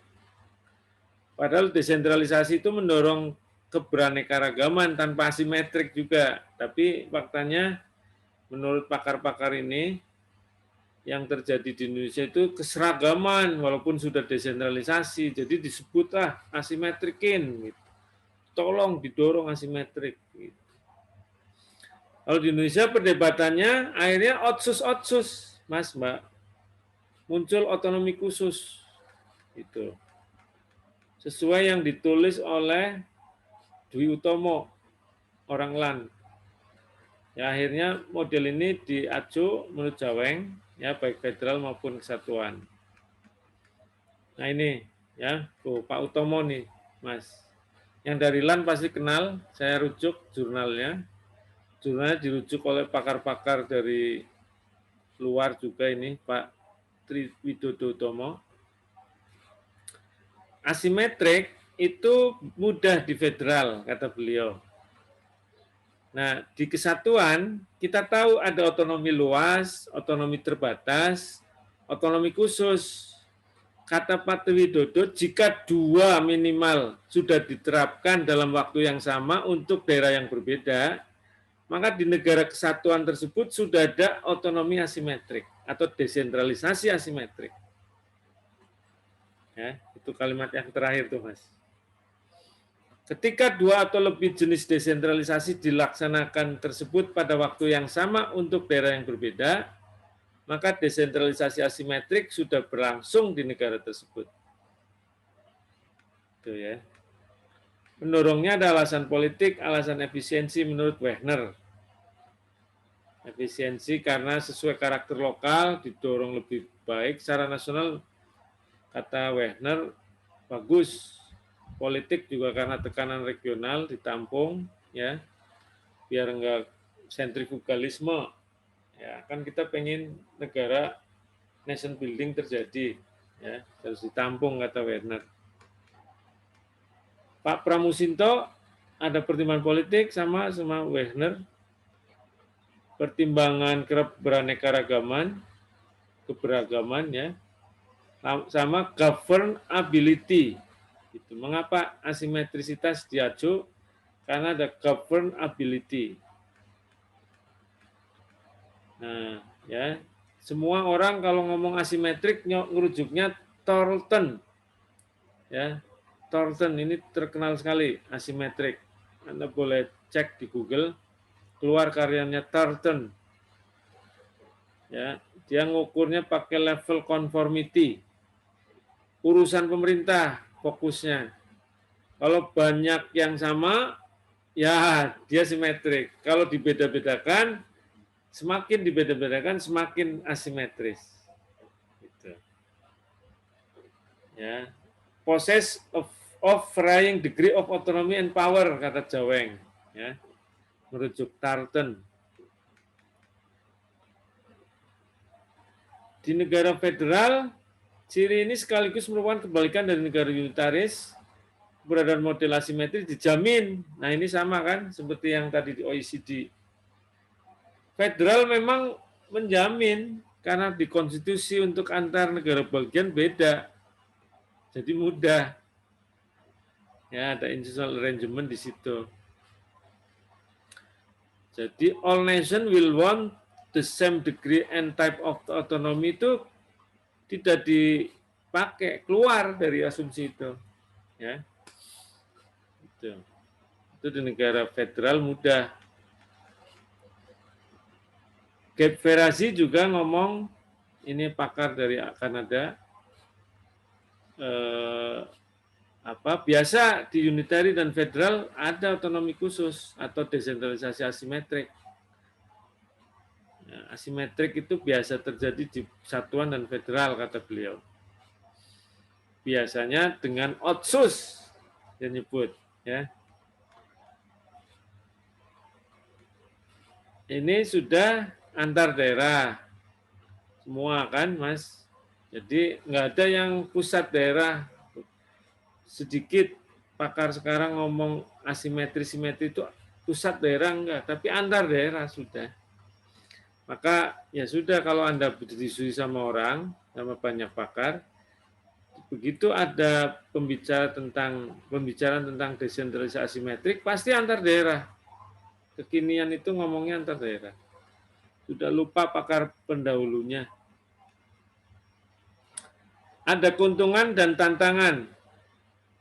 Dia bisa memperhatikan karakter lokal, ya, pelan desentralisasinya sehingga dorong kayak gitu. Experimenting, tailoring gitu. Tapi tantangannya adalah akuntabilitas, kompleksitas, ketidakjelasan, resiko, succession, Mas. Bisa misah dari negara, sentrifugal. Cikal bakal retak negara kalau nggak bener ya. Gitu, Mas. Kalau nggak hati-hati, nggak dengan tujuan yang clear, ya kan? Gitu. Itu tantangannya menurut OECD. Sehingga rekomendasinya harus ada strategi, harus ada koordinasi, harus ada sistem yang mendorong ekualisasi, ya, pemerataan gitu. Ya, rasional, skala dan ruang lingkupnya dijelaskan, alokasi tanggung jawab juga jelas, dialog, jangan lupa dialog, lalu voluntary, ya, sehingga nggak ada paksaan kayak gitu. Gitu, Mas. Nah, diskusi di Indonesia jelas udah antar daerah, ya, sekali lagi. Banyakan ngomongnya urusan pemerintahan yang penting, kayak Robert Andi Jaweng. Kini karakter daerah, ada yang kepulauan, daratan dibedakan, bahkan muncul pilkada bisa dibeda-bedain enggak? bisa, kata beberapa pakar. Jadi asimetrik itu berkembang, Mas. Pulauan, daratan, daerah strategik yang berbatasan dengan yang bukan, itu mesti ada simetrisitas. Ya, tapi belum diatur, Mas. Di undang-undang kan nggak disebut asimetrisitas. Akhirnya muncul otsus. Otsus nggak diatur. Udah kalau mau dapat otsus, agak-agak berani sama pemerintah pusat. Sampai hari ini di luar 5 daerah sulit dapat otsus. Ya, mental, usul mental, Bali usul mental, Solo juga pengen mental, Goa pengen mental. Jadi hanya 5 otsus. Jakarta, Jogja, Papua, Papua Barat, sama Aceh. Jakarta kalau pindah ibu kota, apakah masih khusus? Minggu lalu kemarin ada yang nanya ya. Hari ini saya nulis di Kompas. Ya, Anda bisa baca silakan tentang Jakarta. Kalau kekhususannya sebagai ibu kota itu pindah, apakah masih bisa ngusul kekhususan atau nasib Jakarta seperti apa? Baca Kompas hari ini saya. Ya kan, gitu. Ya berkembang nih diskusi asimetri di Indonesia, Mas. Walaupun ujung-ujungnya akhirnya mentok lagi di otsus, ya, di otsus. Sehingga harus ada evaluasi nih otsus ini. Otsus kita. Oke. Penutupnya, Mas. Kalau Anda tetap ingat-ingat yang pusat daerah, ya pusat itu harus lebih besar dari daerah otonom. Jadi selalu asimetri. Kalau simetri itu di negara federal, yang negara bagian mirip-mirip federalnya, itu simetri justru. Tapi kalau lokal government pasti asimetri. Ya kalau pusat daerah itu, Mas. Pada saat jatuhnya Soeharto juga ada diskusi mirroring Pemda ke pusat di Indonesia.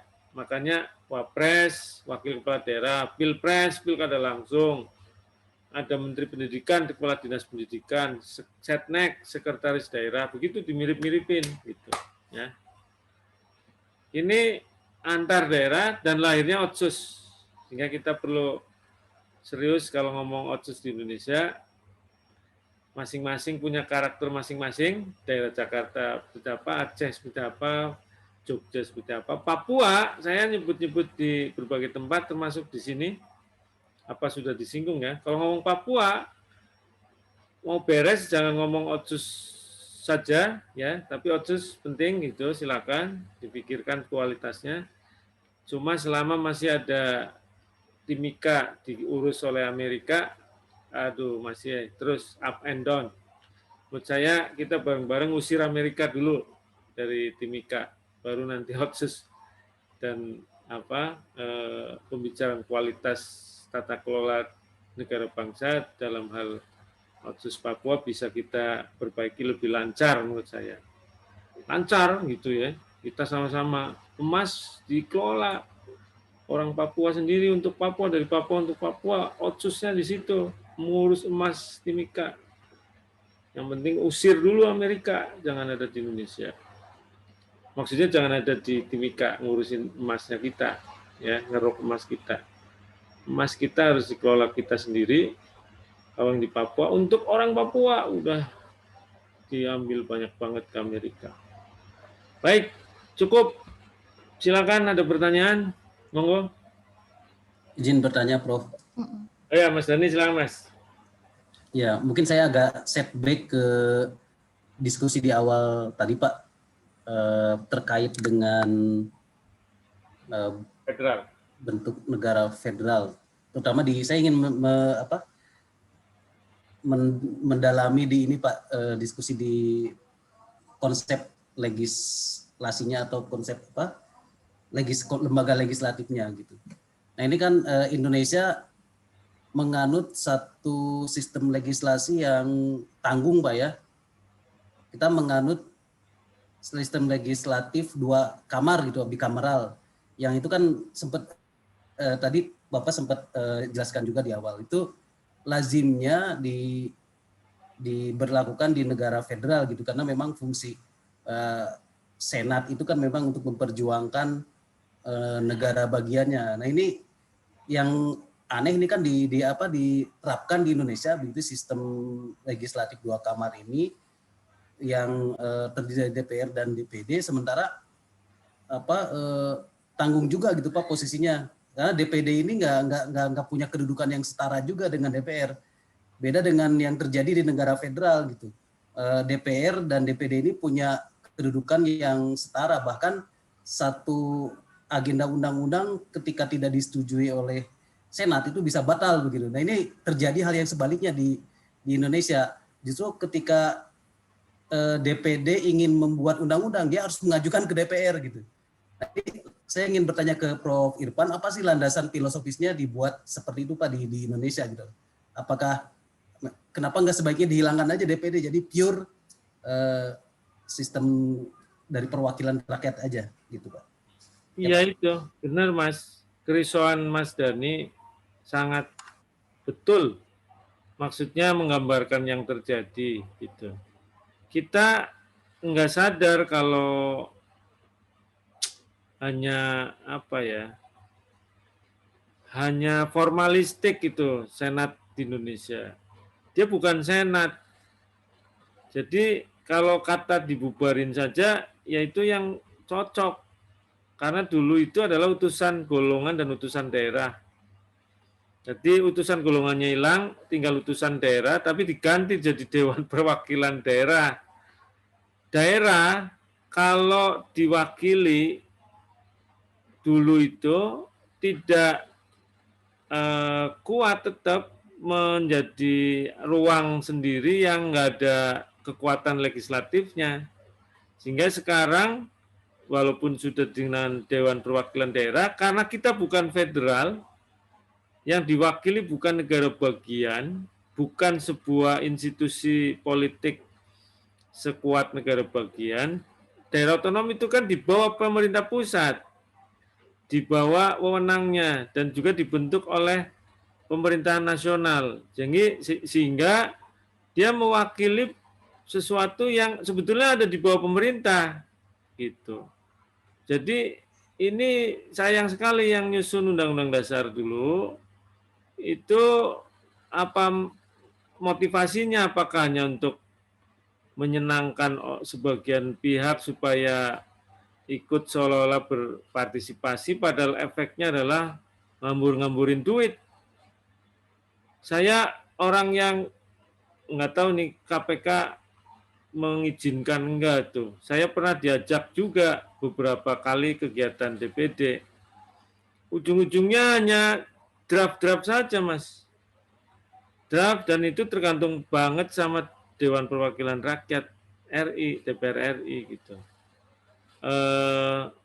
Kalau orangnya vokal, bisa membawa, mengusung, menekan parlemen, bisa efektif. Tapi itu sedikit sekali itu draft-draft yang muncul. Jadi akhirnya DPD di Indonesia bertipikal menggantungkan person yang berpengaruh bisa ikut menggolkan draft, sehingga bisa berperan bahwa DPD itu sebagai penggodok draft undang-undang.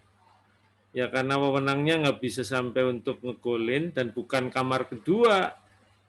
Jadi kamar yang banci, Mas, kamar banci itu bisa dibubarkan, tapi kan tetap undang-undang dasar ini. Bisa jadi main lirik-lirikan mata, jangan ditutupin, biar aja masuk situ. Honornya kan gede banget, Mas. Jalan-jalan ke luar negeri, sekali rapat juga gede sekali. Ya, gede banget. Dan itu untuk nyumpel kayaknya, supaya nggak kritis, Mas. Supaya kita sebagian tenang. Elit kan masuk elit-elit. Sekarang nama-nama besar banyak juga, cuma nggak kritis. Jadi ini untuk stabilitas politik yang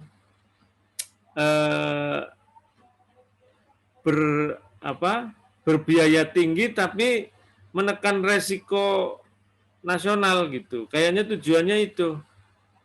Pada saat nyusun amandemen Undang-Undang Dasar, tidak ada niatan jadi negara federal, akhirnya ini gimana ini? Udah jalan terus, ada namanya biarin aja. Akhirnya mungkin akhirnya dalam fakta empirik main mata semuanya enggak tetap dipertahankan, sudah terlanjur di Undang-Undang Dasar, kalau mau dibubarin Undang-Undang Dasar lagi. Jadi kalau menguatkan jadi federal juga berisiko, Mas. Jadi memang harusnya dibubarin itu. Kita kan satu legislature, satuan itu. Nah, kalau dibentuk MPR, MPR-nya sekarang dikurangi gara-gara pilpres langsung kan, gitu. Jadi ya tidak perlu MPR kalau misalnya DPD tidak ada, ya kan, gitu loh. Ini butuh kekuatan di luar parlemen yang asumsi para pendiri negara juga kita pernah dengar, sehingga ada utusan daerah dan utusan golongan. Sebaik apapun sistem parlemen, sistem perwakilan, tidak akan pernah 100% mewakili suara masyarakat. Apalagi kalau misalnya di sistem distrik kayak Amerika, Mas. Distrik itu kan satu distrik ada 2 partai, Partai Republik dan Demokrat. Kalau distrik tertentu Partai Republik menang, Demokrat nggak terwakili, Mas, di distrik itu. Kalau di Indonesia partainya banyak, udah. Siapa yang menang, distrik itu diwakili hanya satu partai. Nah, kita kan setengah distrik, setengah proporsional. Mau proporsional, mau distrik, menurut the founding fathers kita, itu tidak akan pernah sempurna sistem perwakilan. Sehingga the founding fathers kita gantinya kayak senat di negara Amerika. Amerika itu gantinya pakai senat. Kita pakainya utusan daerah, utusan golongan, karena tahu bahwa itu di negara kesatuan nggak akan ada senat. Jadi akhirnya dipakai utusan daerah, utusan golongan, dibentuklah MPR untuk gabung. Kalau ada sesuatu, perwakilan ke masyarakat kita yang full di MPR-nya. Kalau ada sesuatu kan, konflik antar lembaga tinggi gitu, MPR bisa masuk. Gitu. Itu jagain. Nah, kalau tidak ada ini, sulit.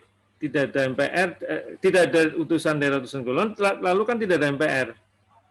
Kalau ada sesuatu yang riskan, gitu, itu tidak bisa diatasi karena semua sama. Nah, akhirnya begini, sudahlah. Tentu kita nggak berharap ada sesuatu kan. Jadi akhirnya DPD ini buang-buang duit aja. Biar tenang juga ya. Akhirnya kita sudahlah. Yang penting bisa membuat draft yang sebaik-baiknya. Siapa tahu DPR bisa mengolah untuk jadi undang-undang. Ya sudah, kalau ada persen yang kuat, apalagi makin kuat lagi gitu. Ya, Mas Dhani akan nangkep, berperasaan terus selama masih ada DPD yang kualitasnya turun, itu makin kita risau. Begitu ada orang hebat ya mungkin kita agak tenang gitu ya, karena memang DPD ditempatkan di negara kesatuan seperti itu, Mas, di Indonesia khususnya ya, case Indonesia begitu, Mas. Izin, Prof. Kalau untuk negara lain ada nggak ya, Prof, yang posisinya sama kayak Indonesia gitu, Prof, per parlemen? Menurut Pak Jimli sih ada. Jadi ya kalau didengerin benar itu ya untuk apa ya, politiking gitu, kooptasi begitulah. Karena ada negara kesatuan yang bertipikal mirip kayak Indonesia, terus mendirikan semacam DPD kayak kita. Jadi Prof. Jimli kan meneliti juga soal lembaga semacam kamar kedua kayak Indonesia. Nah, Indonesia sebetulnya kamar dua yang enggak jadi gitu. Itu loh, Mas. Tapi karena ada MPR kan, MPR tetap harus ada. Kalau MPR adalah DPR, ngapain ada MPR gitu. Jadi harus ada tambahan. Dulu ada utusan daerah, utusan golongan. Ada cek Mas, di negara lain ada kok, tapi nggak banyak, nggak. Karena memang sekalian langsung jadi federal atau kesatuan ya udah sistemnya parlementer gitu ya, parlementer. Di antara negara yang nyontoh ke Indonesia yang satuan presidensil Mas, coba deh lihat ya. Kalau mau ada check and balance kan diparlementerkan gitu ya, diparlementerkan. Jadi nanti yang bermain adalah ada parlemen, ada presiden yang diambil kepala pemerintahan dari parlemen, sehingga enggak mengkhawatirkan kalau ada sesuatu di antara lembaga negara gitu. Kalau Indonesia ini presidensil gitu, DPR terus legislatif itu sebenarnya sama. Kalau sesuatu terjadi konflik horizontal ini mesti harus ada yang lebih tinggi. Kita menetapkan sejarah dari sejak awal lembaga yang namanya MPR itu gitu, di Undang-Undang Dasar. Sekarang dikunci, ngubah Undang-Undang Dasar susah Mas, lebih susah dari zaman yang sebelum amandemen. Luar biasa kita, ya. Coba hitung 500 orang kan anggotanya, satu orang itu honornya sekian, fasilitasnya, rapatnya, besar banget Mas, besar itu. Nggak tahu apakah perlu jangan besar-besar angkanya gitu loh.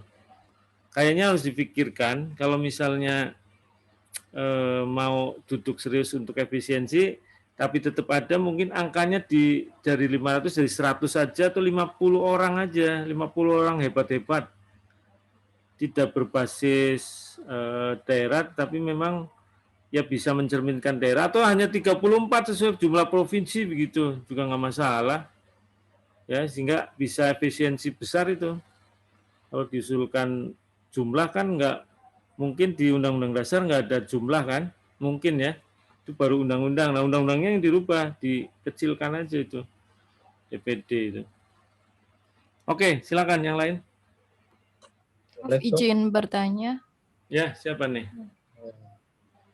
Siapa ya Mbak, yang Pak. Oh iya. Ya.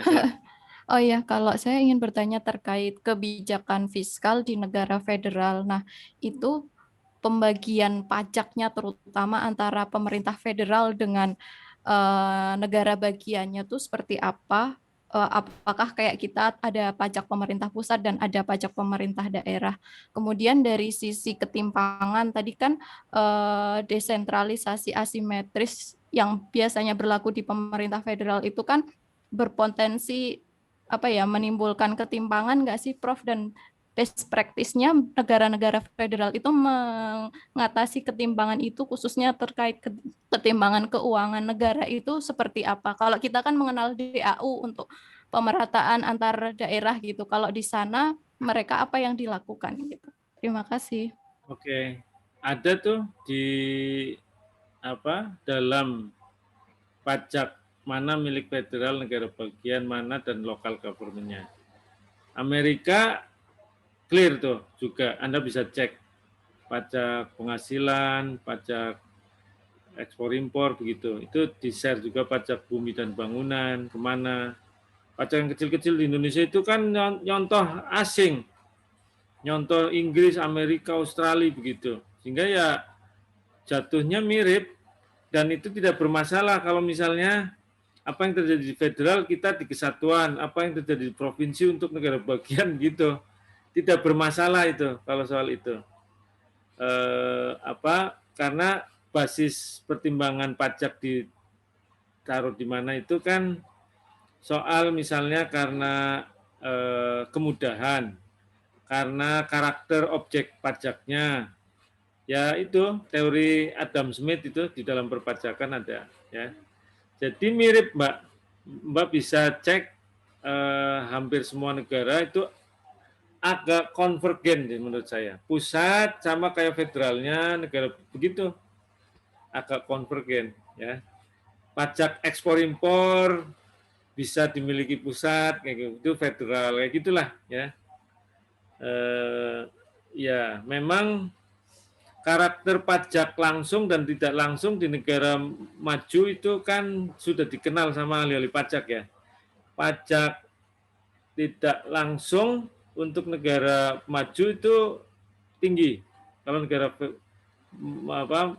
negara berkembang terbelakang rendah. Pajak langsungnya yang tinggi kalau negara berkembang ya. Kalau negara maju malah agak mulai turun, terus pajak tidak langsungnya yang tinggi. Nah begitu. Tapi layernya ya sesuai tadi, yang menurut saya konvergen di antara federal maupun kesatuan itu. Kalau federalnya sama di kesatuan, di negara bagiannya sama mungkin dengan layer kedua kayak gitu. Karena tidak ada persoalan dalam soal itu. Nah tadi yang best practice untuk ketimpangan di Jerman bagus tuh Mbak, masih kita bisa saksikan di Jerman, Pak Prof Eko pernah cerita dan saya juga cek, antar negara bagian itu bisa saling bantu. Di kita kesatuan kan nggak ada, adanya ditarik pusat baru didistribusikan. Di negara federal tertentu juga seperti Indonesia. Jadi federalnya yang memainkan, baru nanti bagi. Nah Jerman itu bisa antar negara bagian. Sebetulnya negara bagian itu lebih mudah, harusnya bisa ya di berbagai negara bagian, di berbagai negara federal, ya antar negara bagian, karena mereka kedaulatan saling bantu bisa. Nah Jerman buktinya ada ketentuan untuk memperlihatkan bahwa negara bagian yang kaya bisa membantu negara bagian yang miskin. Dan itu didorong oleh federalnya bisa, atas inisiatif negara bagiannya bisa. Ya. Nah, jarang di kesatuan itu horizontal pemerintah ya, kalau nggak kerjasama Mbak, kerjasama terus di-push sama pemerintah pusat itu sulit ya terjadi. Misalnya Provinsi Jakarta membantu daerah sekitarnya, itu kan karena ada kepentingan Jakarta sendiri, baru nanti kerjasama, baru keluar uangnya kan gitu ya, nggak ada sistem itu gitu yang baku, yang terstandar secara sistem gitu. Nah DAU kita juga kan pusat ya kan gitu, itu udah ada rumusnya, baru terdistribusi, enggak inisiatif dari daerah langsung ke daerah tertentu yang membutuhkan. Kecuali di luar budget kali ya, apakah dibenarkan? Kan masyarakatnya barangkali yang bisa melakukan itu. Kalau masyarakat melalui yayasan, nah difasilitasi pemerintahnya, misalnya kita tahu ada di NTT luar biasa, NTB kan mungkin masih oke ya kan, tapi kan nggak bisa tuh begitu saja pemerintahnya, tapi masyarakatnya itu kan masa dilarang ya, itu bisa melalui yayasan yang ada dan sebagainya, dikoordinir pemerintah, masyarakat tapi gitu. Nah kalau kita sih volunteerism tinggi ya masyarakat, di dunia juga volunteerism tinggi sih, voluntary gitu, filantropi organisasi itu tinggi juga, tapi bukan pemerintah kelihatannya. Saya kira itu Mbak. Jerman dilihat saja Mbak, best practice tuh. Iya, terima kasih Prof. Oke. Koichi bisa share ada pengalaman di tempat Anda, antar prefektur bantu? Saling bantu Mas? Anda pernah dengar nggak tempat Anda? Kalau dari sisi keuangan saya belum tahu Pak. Mungkin ini lebih ke langsung dari pemerintah pusat. Betul. Ada kerjasama di antara prefektur. Ya. Adanya cuma kerjasama, misalnya kebijakan, misalnya pariwisata Pak. Seperti itu. Oke. Ya jarang memang kalau keuangan. Jerman saja yang saya lihat tuh pakai antar negara bagian inisiatif sendiri atau didorong pusat. Ada.